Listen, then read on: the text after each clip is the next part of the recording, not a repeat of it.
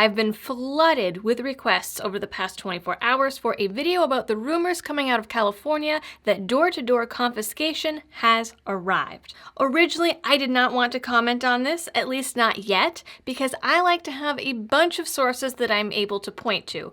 But so far, all I've gotten is information from the Daily Shooter and then other channels and other people linking out back to his video. Right now, unfortunately, the facts aren't out yet and all we have is hearsay. So this is the information that's floating around, and I'm going to try to tell you what we do know and what we don't know.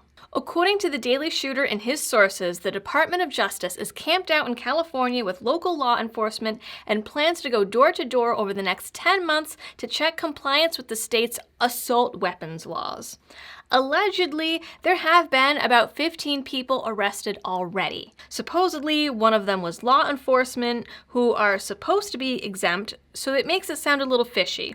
But it doesn't seem completely outside the realm of possibility, as California does already have a gun seizure squad that shows up at the homes of people deemed prohibited persons. I do have some family members out in California that are gun owners and are pretty well ingrained in the local shooting community.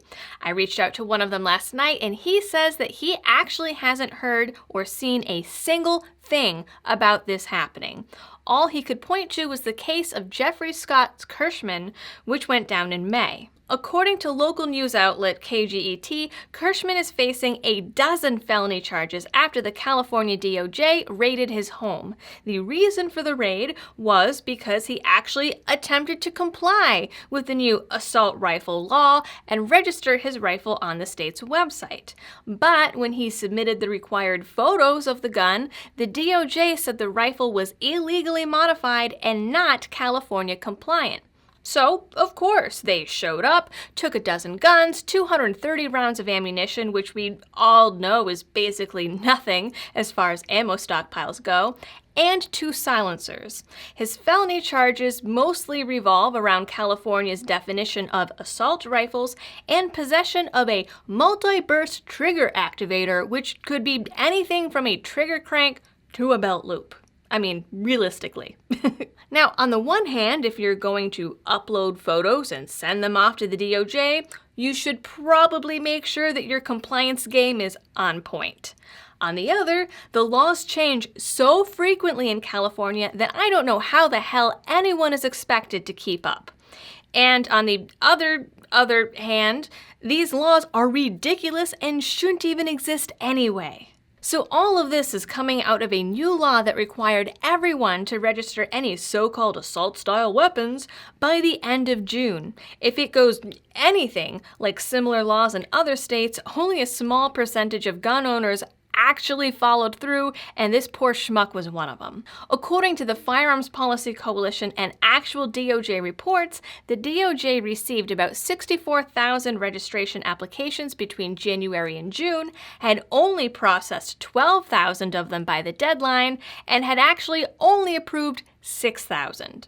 At their current rate, it's going to take them another 2 years to actually finish the current stack of applications.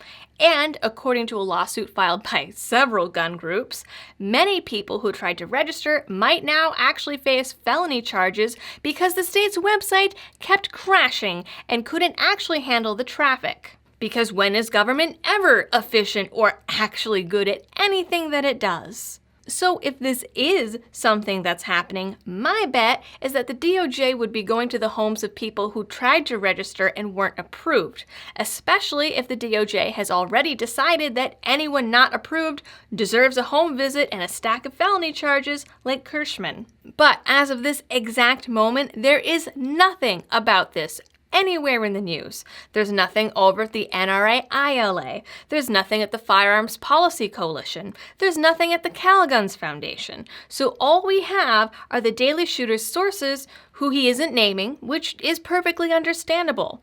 I'm not saying that his sources are wrong or that his information is inaccurate, just that his unnamed sources are, right now, the only sources we have. What I'm saying is, don't panic yet.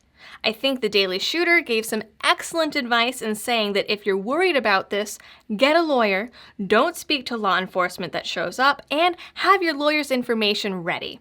I'd also suggest maybe checking in with a local FFL with any questions about what's compliant and what isn't. In looking for updates to this story, I did find this tweet from the Daily Shooter in which he says he does not have any physical evidence of this actually happening.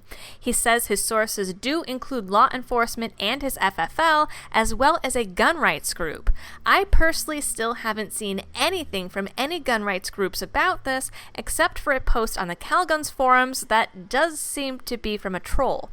In his tweet, the Daily Shooter says it is possible that it was a miscommunication and that this is, as I suspected and said earlier in this video, limited only to people who attempted to register and were found in non-compliance, which still sucks and is still unconstitutional, but is very different from the information in the Daily Shooter's original video. It also looks like he has since deleted that original video, but hasn't provided anyone an explanation on his channel, and I think this is something that really does deserve an explanation just because of the amount of people that were panicking over it. So, consider this video to be your explanation. If nothing else, this rumor, along with the Kirschman case, gives us an excellent reason to oppose registration. Thanks for watching, and I'll see you on the next one.